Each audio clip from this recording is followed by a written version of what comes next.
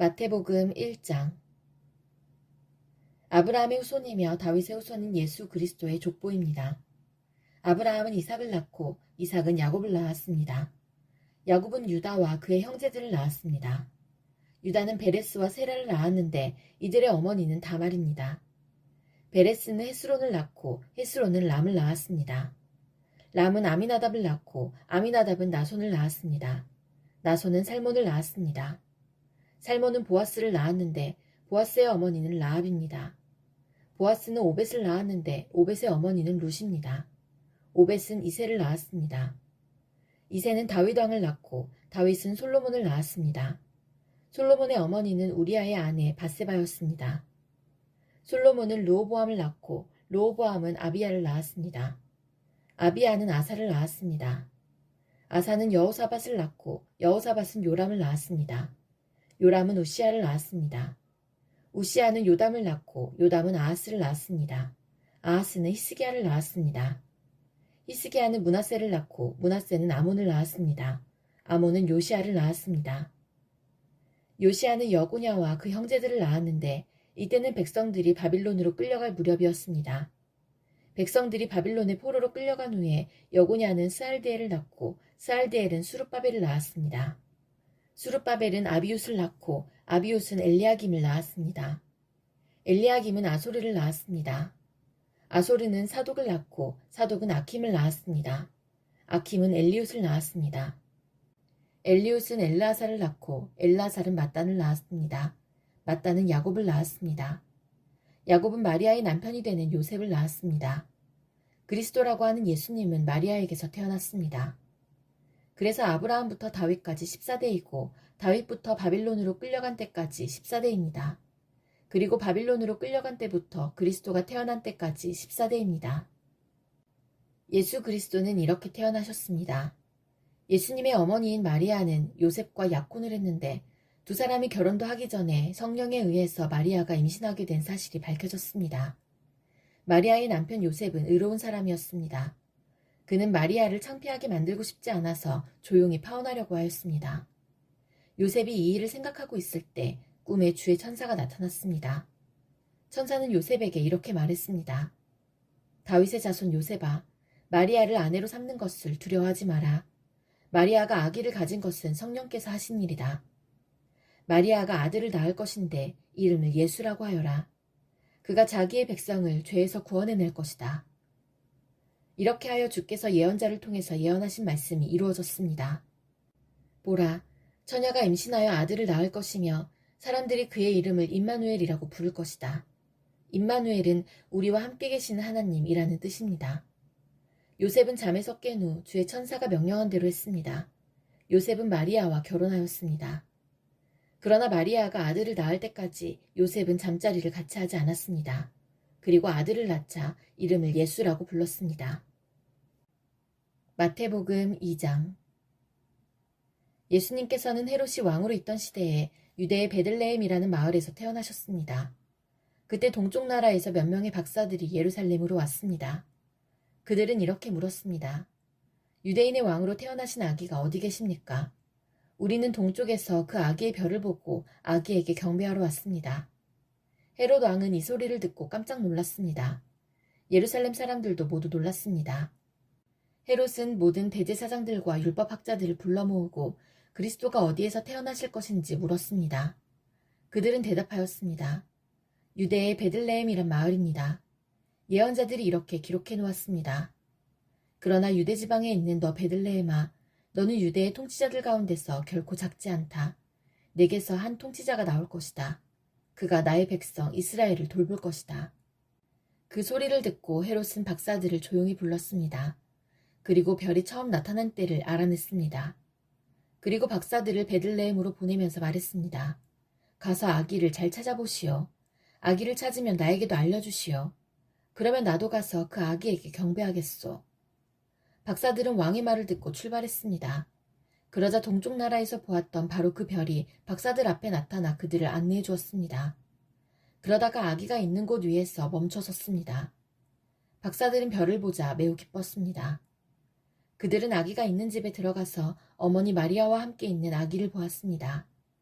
그들은 아기에게 무릎을 꿇어 경배를 드리고 보물함을 열어 아기에게 황금과 유향과 모략을 예물로 드렸습니다. 그리고서 그들은 꿈에 헤롯에게 돌아가지 마라 하는 명령을 받고 다른 길로 자기 나라에 돌아갔습니다. 박사들이 떠난 뒤에 주의 천사가 요셉의 꿈에 나타나 말했습니다. 일어나라. 아기와 아기 엄마를 데리고 이집트로 도망가거라. 헤롯이 아기를 죽이려고 하니 내가 지시할 때까지 이집트에 머물러 있어라. 그래서 요셉은 한밤중에 일어나 아기와 아기 엄마를 데리고 이집트로 떠났습니다. 요셉은 헤롯이 죽을 때까지 이집트에 있었습니다.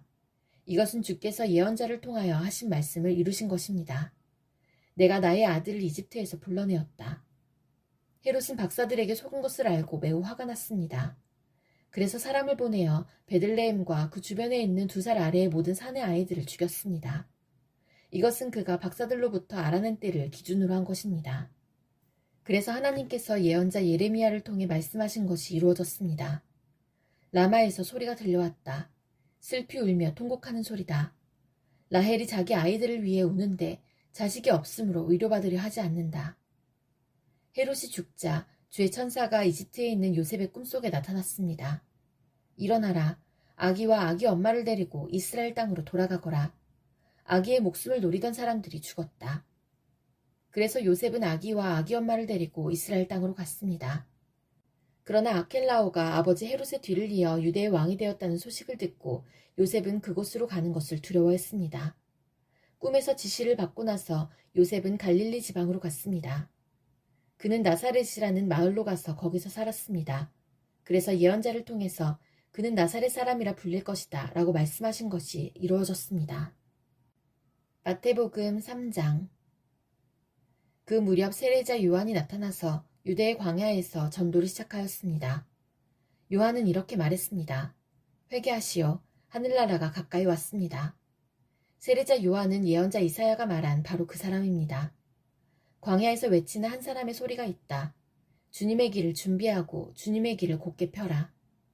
요한은 낙타털로 만든 옷을 입고 허리에 가죽띠를 둘렀습니다.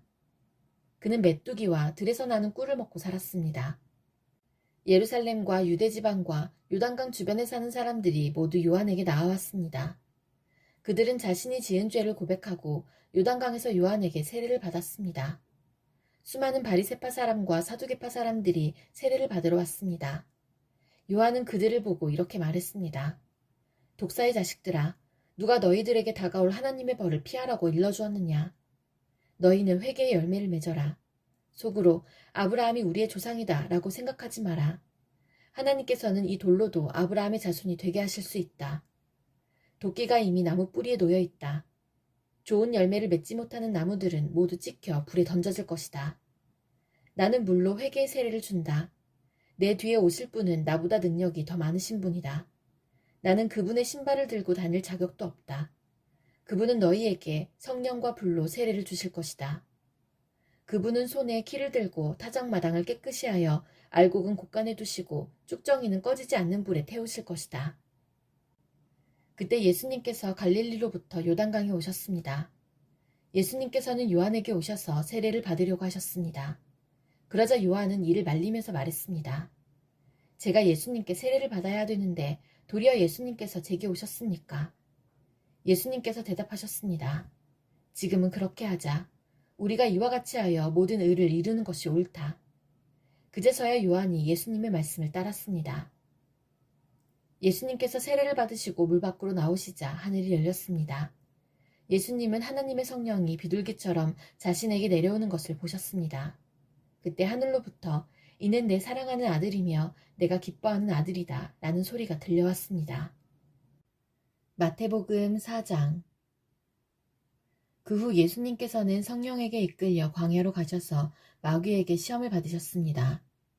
예수님께서는 40일 내내 금식하셔서 매우 배가 고팠습니다. 시험하는 자가 예수님께 와서 이렇게 말했습니다. 만일 당신이 하나님의 아들이라면 이 돌에게 빵이 되라고 명령해 보시오. 예수님께서 대답하셨습니다. 성경에 사람이 빵으로만 살 것이 아니라 하나님의 입에서 나오는 모든 말씀으로 살 것이다 라고 기록되어 있다. 그러자 마귀는 예수님을 거룩한 성으로 데리고 가서 성전 꼭대기에 세웠습니다. 마귀가 말했습니다. 만일 당신이 하나님의 아들이라면 뛰어내리시오. 성경에 하나님께서 당신을 위해 천사들에게 명령하실 것이다. 그들은 손으로 당신을 붙잡아 발이 돌에 부딪히지 않도록 할 것이다. 라고 기록되어 있어. 예수님께서 마귀에게 대답하셨습니다. 성경에 주 너희 하나님을 시험하지 말라고 기록되어 있다.